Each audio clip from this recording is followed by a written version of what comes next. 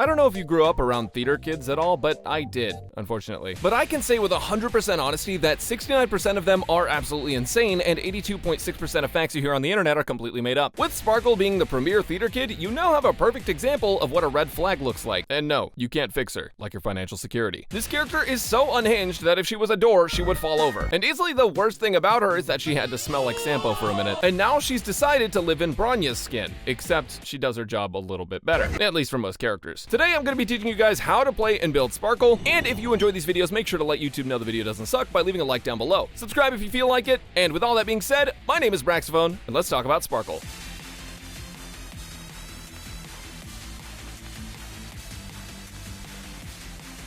In every gacha game, at some point, you're gonna get characters that outperform the initial cast of 5 stars. It took almost a year for Bronya to become second best, but it's finally happened. That's the power of a truly insane anime girl. While Bronya has a 100% action forward on her skill with a huge damage bonus for a turn, Sparkle has a skill that gives you 50% action forward with a massive crit damage boost for a turn. This crit bonus is huge and it's higher than Bronya's ultimate. And even though it's not a full 100% advance forward, 50% is still really significant, and you can see her pull teammates up pretty dang far in the action sequence. At first glance, Sparkle does just look straight up worse than Bronya because of the action forward thing, but she does a few things better than Bronya. The first is that she gives more overall stat bonuses. The second is that she keeps them up longer, and the third thing is that she enables attack boots on literally almost every character in the game. With one of her major traces, she extends her crit damage buff until the start of the character's following turn, meaning that characters that have follow-up attacks that are separate from their turn, like Jingyuan, also can keep the buff. Lenny is eating real good. I don't know what else to say about it. But that's not all I was talking about, because the single best gimmick that Sparkle has is the juice. By nature of this character joining your team, she can actually allow you to hold 2 extra skill points, which allows you to stock up to 7 at a time, which would be weird if she was just a normal character, but fortunately for us, she's clinically insane. When she uses her ultimate, she recovers 4 skill points for the team. And for those of you who don't know, that makes her go +1 skill points over 3 turns, which basically makes her Bronya, but skill point positive, without having to basic attack at all, which honestly is a little bit of a bummer because it's the best basic attack in the entire game. Even if you do have to basic attack due to SP mismanagement, or in other words, skill issue, you'll still get the full 30 energy you would normally get from her skill because one of her major traces gives 10 more energy per basic attack. Also, her ultimate gives your team a damage bonus called Cypher for 2 turns, which seems small until you factor in her talent, which also gives a damage bonus for skill points spent between Sparkle's turns. Every skill point you spend gives damage bonus up to 3 stacks and refreshes the turns left on the buff. So it's basically always maxed out unless you just spam basic attacks for a minute. This is actually one of the biggest things that separates Bronya and Sparkle, since Sparkle can actually gain 1 skill point over 3 turns, whereas Bronya needs her signature light cone and Eidolons just to break even. And even then, it's only a chance to actually break even. Having a character that has true action forward every turn is absolutely insane. Okay, so now you know about the juice, but do you know about the sauce? Sparkle's skill uptime is every single turn, her talent is basically full uptime as far as the damage bonus goes, and her ultimate lasts for 2 turns. But what if I told you that her ultimate could actually last for 3 turns instead of 2? If you wait until after your DPS's turn has come up, and then use Sparkle's ultimate, your DPS's first turn of Cypher buff won't actually count down, meaning you can always have the damage buff up in a 3-turn Sparkle rotation. That's it. That's all.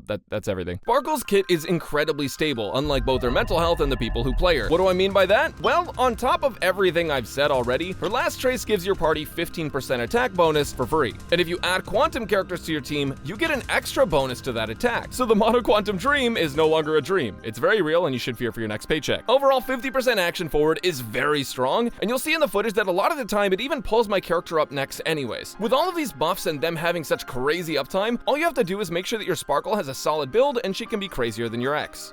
I'm just kidding, Star Role players don't date. For her talent priority, go ahead and focus on her skill, her ultimate, her talent, and then her funny kick.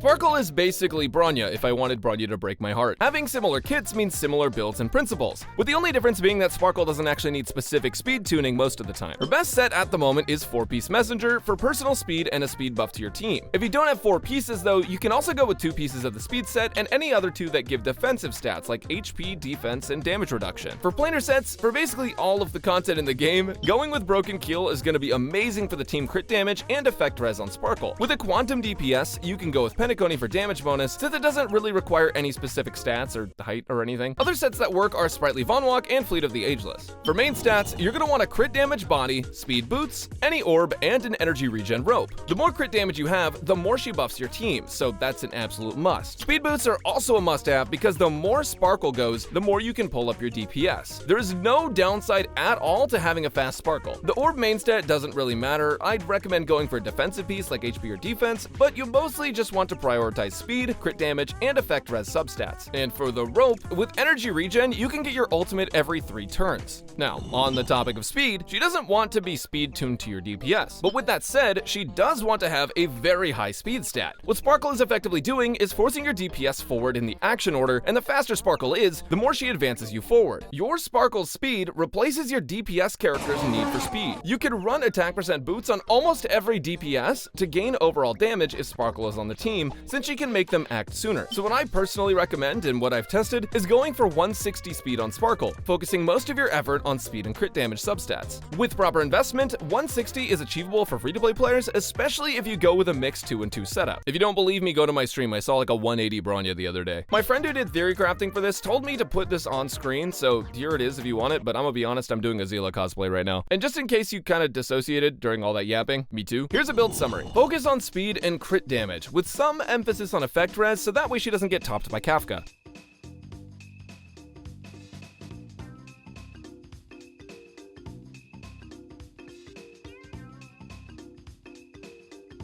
So let's keep it real. A lot of you guys probably pulled for Sparkle because she's absolutely busted, but I'm sure a ton of you guys just pulled for her because of her story appearance, or maybe her twin tails. If you pulled her for twin tails, then you're the most valid of the 3. Luckily for you though, she's actually very free-to-play friendly. Chaotic Evil Hu Tao can use a ton of different light cones, ranging from medium to premium, just like her. Obviously, they're gonna make her signature the best for her. It gives a ton of crit damage, and it also gives allies crit rate and crit damage buffs. The next best thing though is either Bronya's signature light cone or Past and Future, under the assumption that it works most of the time. With Bronya's light cone, you can even get an extra skill point back 1 to 2 times per battle. Planetary Rendezvous is an amazing light cone in mono quantum teams, and I even recommend it above everything else but her signature for that team specifically. But even in just a quantum DPS setup, it's pretty solid. Snap the Neck, Weave the Clouds, and Dance Dance Dance are fantastic options. And lastly, the Dreamville Adventures light cone is your second free-to-play option, which is the worst of the 2. I would definitely craft Past and Future over that one. Funny enough, Meshing Cogs, which is usually one of the top choices for every Harmony, is basically useless here, since you're trying to only ever use her skill. I'd recommend Past and Future if you don't have any premium options, just because it is craftable. There's not really damage rankings for these, since it depends on the team, but here's what I recommend.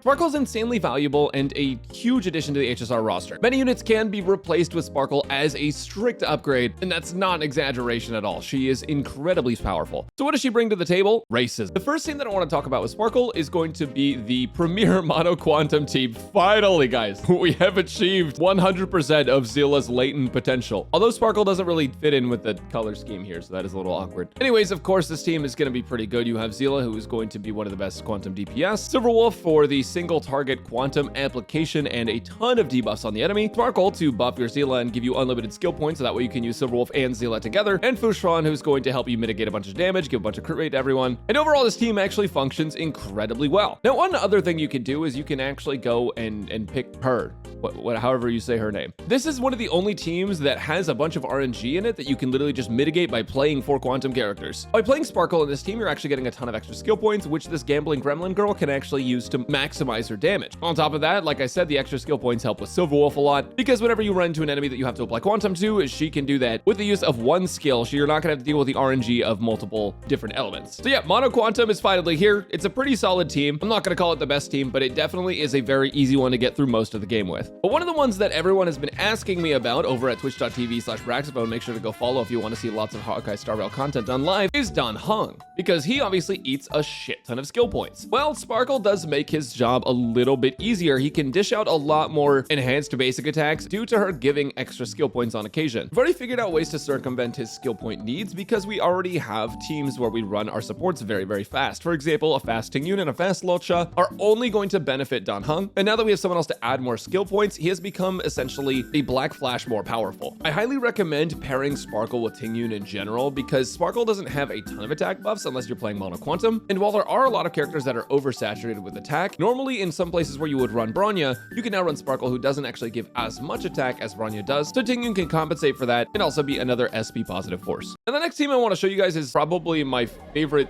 gimmick team of all time, actually. It's really funny. This is called Unlimited Blade Works. Yeah, I'm not fucking kidding. I am the bone of my soul. Why is it called Unlimited Blade Works? Because you have two people constantly forcing Blade forward. Or Blade is going to be overworked to death by the time we're done with him, but maybe that's a good thing. I don't know. Basically, what you do is you build a slow Blade with lots of HP, decent crit stats, and you get ready to go pound some enemies. What you're going to want to do is speed tune Sparkle and Bronya close together. And realistically, if you want to speed tune these two together to make this strat work, you want to have one character at 156, Bronya being the lower one, and then Hanabi 1 or 2 speed faster. And effectively, what you're going to be able to do is exactly what's shown in this clip where Blade's going to attack. Then you're going to rotate between Sparkle and Bronya in order to bring Blade back to the front of the queue to attack again and again and again and again. It's really funny and it's kind of insane how well it works. Like, I genuinely have had so much fun with this and I can't wait to see what we can do with more characters. The only reason this works is because Blade is a pretty SP, not super negative character. So even though these two are going to be eating a lot of your skill points, as long as you have another support that barely ever uses them, just like Luocha, who spam basic attack, and you have Sparkle as well, who's able to generate all that extra SP, you'll be fine. I've also found a little bit of success with Jingnu in place of Blade, but it's a little bit less consistent. The best luck I've had with this is using multiplication on Luocha to bring his action forward consistently and get him more attacks overall, which will lead to him getting more skill points. And lastly, I just wanted to show you some of the DPS that she really excels with. Obviously, I already talked about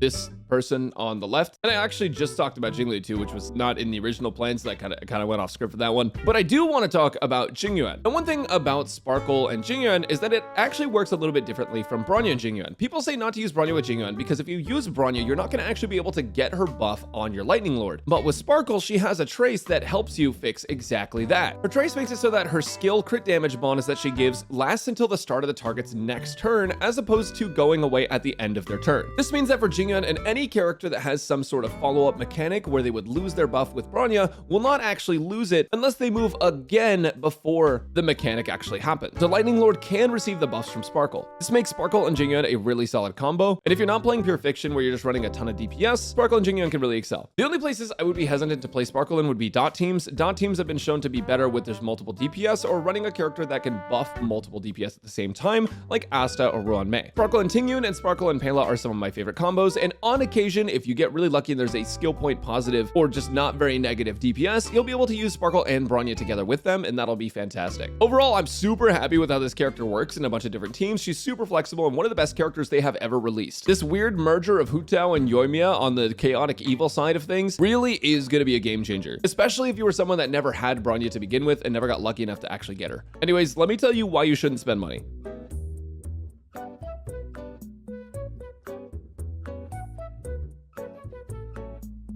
Because Acheron is coming out pretty soon, you probably don't plan on pulling for Sparkle Eidolons, and that's okay, me too. But I'm contractually obligated to go over them, so here they are. Sparkle's E1 is an ultimate extension and an attack buff in her ultimate. Honestly, her ultimate extension is only useful in a couple of scenarios, just due to that snapshot thing I mentioned earlier in the video, unless they change that in a future patch like they did with Luocha. The attack buff is really strong though, and it gives her even more utility to share with your team. E2, however, is insanely strong because it's going to essentially give you 24% defense ignore all of the time, as long as you maintain stacks of her talent. So basically, if you are breathing, 24% defense ignore. If you're gonna swipe a little bit, that is the lucky dolphin stopping point. E3 is a skill and basic level up, and E4 makes Sparkle gain an extra skill point on her ultimate and increases the skill point cap. Essentially, this makes Sparkle plus 2 SP over 3 turns instead of plus 1, and takes away almost all of the need for SP management with the exception of a certain goblin. E5 is an ult and talent level up, and E6 is a massive increase to the amount of crit damage buff that Sparkle gives from her skill. Her skill also shares crit damage with the whole team now as long as her ult effect is up, which because of E1 will be 100% uptime. That crit damage buff is absurd and makes her a lot stronger for double DPS comps at the low price of a kidney. Realistically, Sparkle's Eidolons can usually do more for your DPS than their own Eidolons will, and if you're only going for one extra Sparkle or her light cone, technically speaking, on paper, E1 is going to be a better game, specifically if you have good relics already. However, I wouldn't bolt for Sparkle Eidolons, especially if you're like me and in horrendous amounts of debt, but if you do want to go above and beyond for the Twin Tails, I recommend going with her light cone because it gives a ton of crit value to your team with basically 100% uptime. And those crit buffs are gonna massively compensate for your absolute dog shit relics. Like and subscribe!